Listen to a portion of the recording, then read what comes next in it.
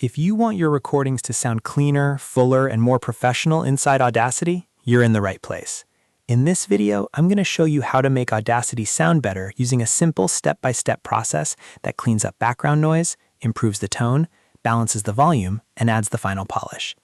This is a great workflow for voiceovers, podcasts, tutorials, interviews, and any audio you want to make easier to listen to. And before we get into it, if this tutorial helps you out, make sure to hit like and subscribe for more easy audio editing guides just like this one. All right, let's jump in.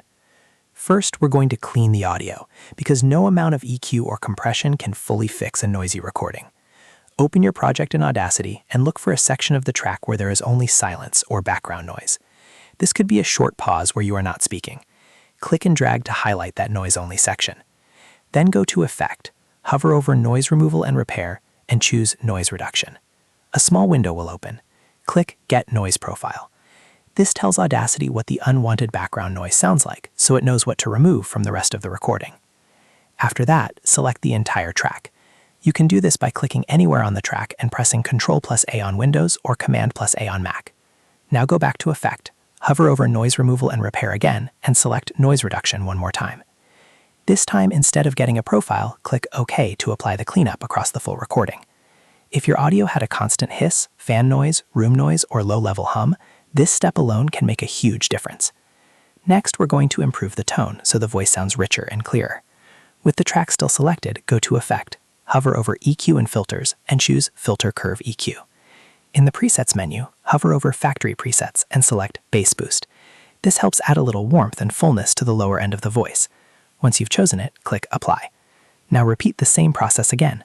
Go back to Effect, then EQ and Filters, then Filter Curve EQ, and this time choose Treble Boost from the factory presets. This second pass helps bring out clarity and presence, which can make speech sound sharper and more natural. After selecting it, click Apply again. The key here is not to overdo it.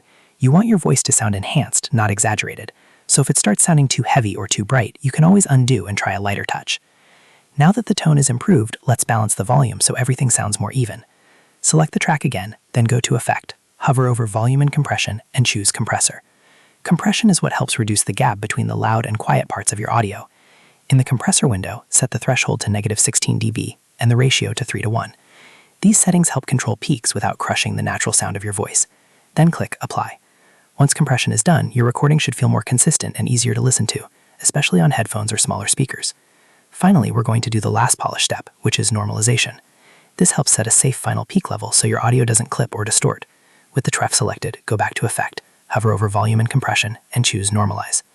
Set the peak amplitude to -1.0, then click Apply. This brings your audio to a clean, controlled final level and gives it that finished sound.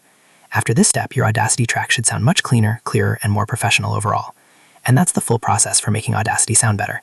We started by removing background noise, then improved the tone with EQ, balanced the volume with compression, and finished with normalization for a polished final result. If you want, you can take this same workflow and apply it to almost any voice recording to make it sound much more refined. If this video helped you, please give it a like, subscribe for more tutorials, and let me know in the comments what software you want to learn next. Thanks for watching, and I'll see you in the next one.